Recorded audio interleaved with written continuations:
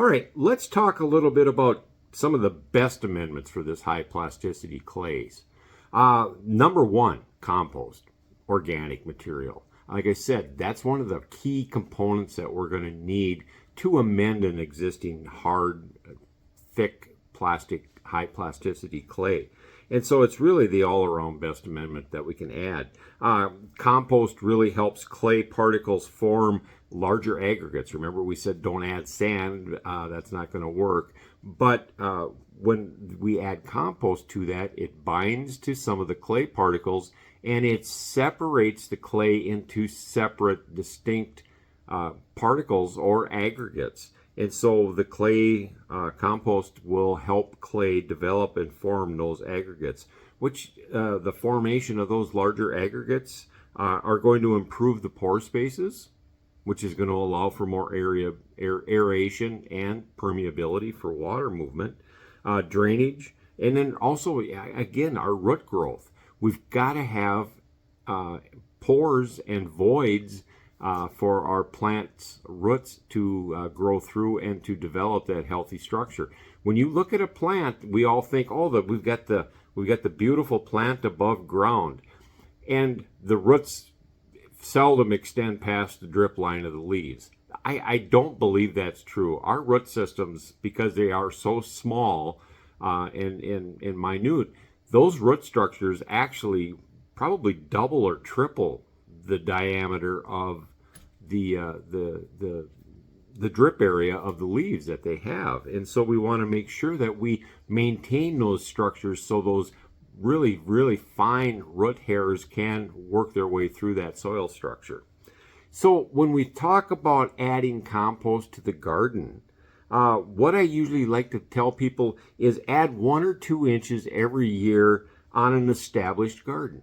1 to 2 inches of a good, nicely composted material. I get my composts. I make a lot of my own compost.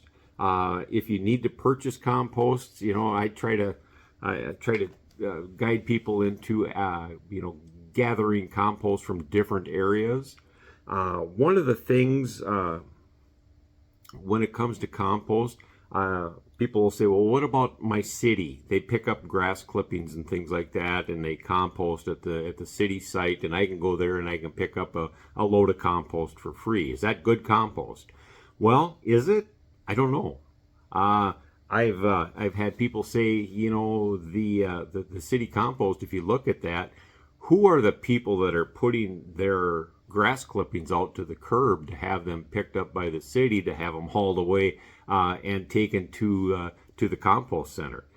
Most of those people are folks that are very particular about their lawns and how they look. And so you're probably going to see these folks are using a little bit higher degree of synthetic fertilizers, synthetic pesticides, grass, weed killers, things like that. And do those chemicals decompose, or are they removed or neutralized through the composting process? I don't know. I don't know for sure. There may be an opportunity that we may be introducing something into our garden that is going to be detrimental for the healthy growth of our garden. Some of these chemicals that are used have carryover, and so it may be we're actually adding herbicides to our garden soil, and that's going to hinder the growth of our good healthy crops. So be careful about what you're using for compost. You can make your own compost. That's simple enough, and I'm not going to get into that in this, but we'll talk a little bit more about that later. So I said 1 to 2 inches of compost added to your bed each year on an established bed. If you're getting into a brand new garden, I'd recommend adding 2 to 4 inches of compost to the top of that. And then go ahead and mix that top 4 to 8 inches into the existing soil. Or, you know what? Instead of trying to dig down and improve the existing soil that's underneath it, start with your compost on top and let the worms and the weather work it in itself. A couple of seasons, you're going to notice that's going to change. So go ahead and add that to the tops of your garden beds. Like I said, 1 to 2 inches a year on an established bed, 2 to 4 inches per year on a new bed. Get that started. Go ahead and mix those top few inches together so that you've got a nice seed bed to work with. Some of the best types of compost that, like I said, I deal with, some of my yard waste compost, getting up my leaves in the fall of the year, my grass clippings in the spring and summer of the year, looking at, screening your compost, if you're adding woody materials and things like that to it.